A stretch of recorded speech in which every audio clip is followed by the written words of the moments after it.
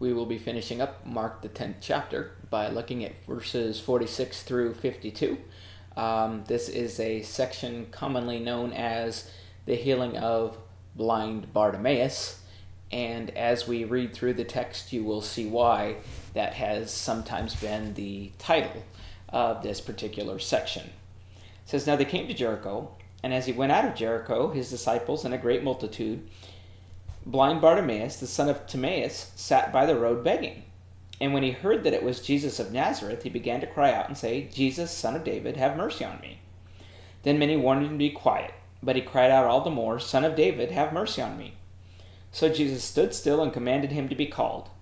Then they called the blind man, saying to him, 'Be of good cheer. Rise, he is calling you.' And throwing aside his garment, he rose and came to Jesus. So Jesus answered and said to him, 'What do you want me to do for you?' The blind man said to him, 'Rabboni, that I may receive my sight.' Then Jesus said to him, 'Go your way, your faith has made you well.' And immediately he received his sight and followed Jesus on the road." And so we are going to just take a very brief look at this particular miraculous healing. It starts out by talking about their coming to Jericho, which was about 5 miles west of the Jordan and 18 miles northeast of Jerusalem. And we understand that Jesus is on his way. And the route from Perea to Jerusalem passed through here. And according to Scripture, this is really the only visit that we have of Jesus, or in Scripture, this is the only account that we have of his time spent in Jericho.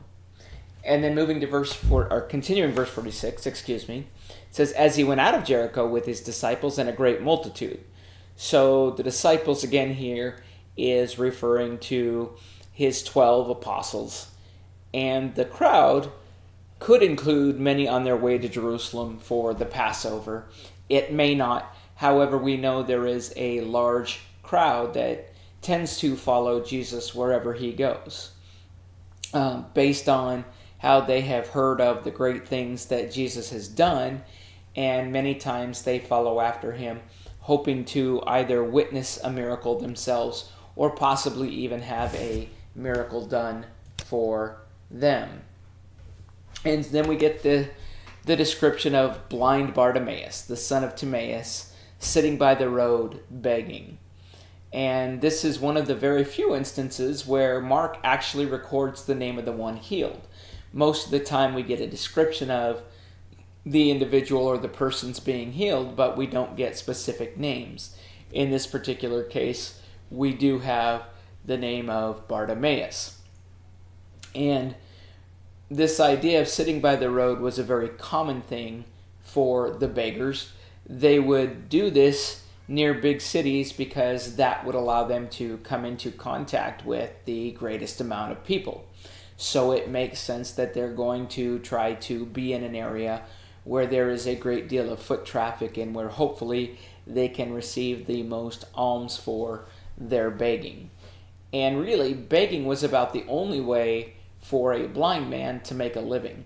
There wasn't anything really that a blind person could do to take care of him or herself, and so they would survive based on the ability to receive help through their begging from others.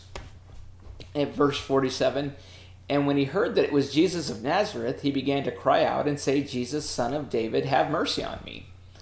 So blind Bartimaeus has heard of Jesus of Nazareth, and he recognizes that he can help him. He recognizes that Jesus is somebody special. He's heard of the various things that Jesus has done previously, and clearly he believes that Jesus can do the same for him. And then he uses the term Son of David, which was a common title used to describe the Messiah, and it also shows his bloodline, and recognizing where it is that Jesus Christ, what his bloodline is, where he comes from. And his request is, "Have mercy on me." And so as this is going on, in verse 48 we read, "Then many warned him to be quiet, But he cried out all the more, Son of David, have mercy on me. So we see the crowd who is following after Jesus, and they don't want this blind man creating a commotion. They don't want him yelling out and making a lot of noise. And instead of listening to what they are saying while they are trying to calm him down, he refuses to be silenced. He is going to continue to speak. He's going to continue to try to get the attention of Jesus because he believes that through Jesus he can receive healing. So he cries out all the more. And again, his phrase is, have mercy on me. And we'll discuss in just a moment why we're pointing that out. Verse 49, Jesus stood still and commanded him to be called. So in the midst of all of the confusion, in the midst of the man's yelling and the people yelling back that he be quiet, he stops and commands that this blind man be brought to him. It's interesting to note that he doesn't call for Bartimaeus directly, but he tells the others to call for him or to bring him. Really what he's forcing the crowd to do is now they have to stop being a hindrance to what Bartimaeus is trying to do, and now he's saying you're going to have to help this individual. So it says they called the blind man, saying to him, be of good cheer, rise, he is calling you. And so we see the people quickly react and follow the words of Jesus. And they seem to change their tune now because instead of rebuking Bartimaeus and telling him to be quiet and to stop the commotion, now they're telling him to be of good cheer. They recognize that Jesus has heard and is responding to his request. And so we see them start to change their tune, tune just a little bit. Picking up at verse 50, it says, and throwing aside his garment, he arose and came to Jesus. And so we're finding that Bartimaeus wastes no time in getting to Jesus. He moves so quickly that he throws his cloak aside so it does not hinder him from getting to Jesus, which is where he knows he needs to be. As a point of note that we can bring out is the cloaks were especially important to beggars because many times it might be all that they possessed. It might be the only thing that they had of their own. And also, they would often use them to catch the coins that were tossed to them. They would lay their cloak out and they would use that kind of as a way to collect up the coins and the money that was being given to them. The, of course, emphasis or importance being made is that cloaks were very valuable to beggars. But Bartimaeus recognizes that that is nothing in value compared to what Jesus can potentially do for him. And so Jesus says to him, what do you want me to do for you? It is a very direct question as to what he would have done. We know previously that his request twice has been, have mercy on me.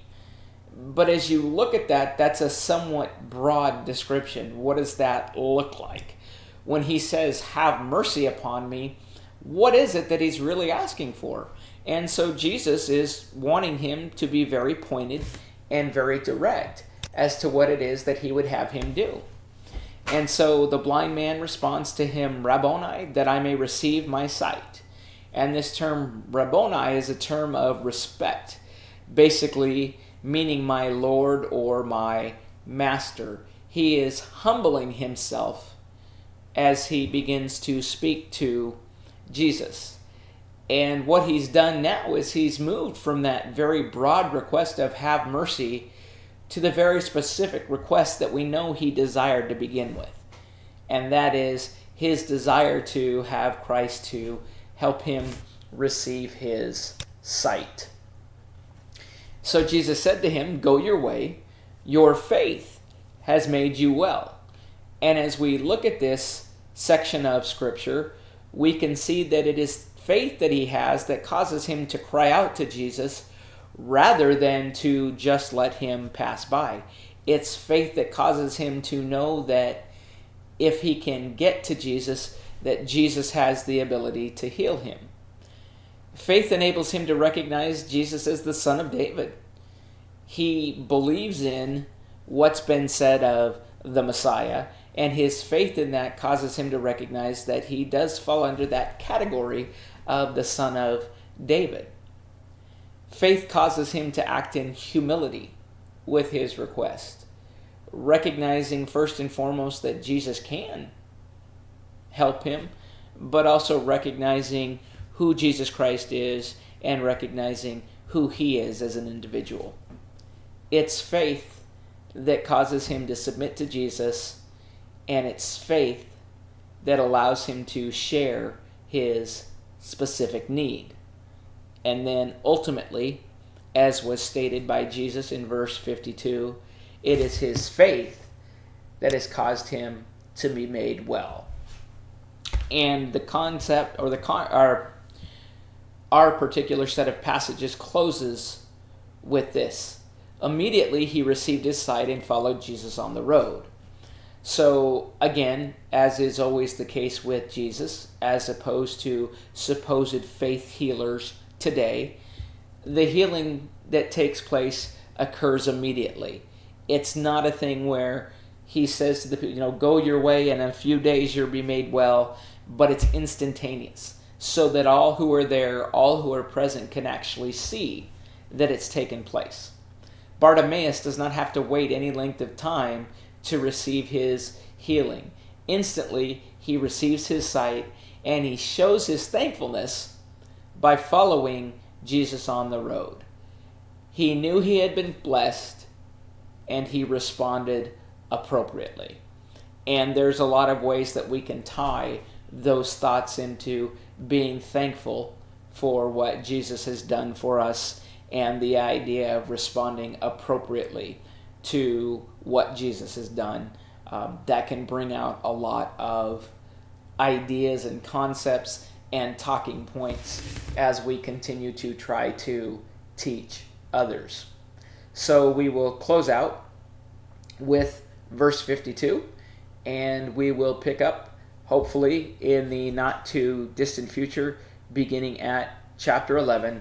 And always I would encourage you to go back, read through the account that just took place in Mark the 10th chapter, verses 46 through 52. Read those for yourself, and then take time to read through chapter 11 and be prepared, hopefully, to listen to and study from this chapter.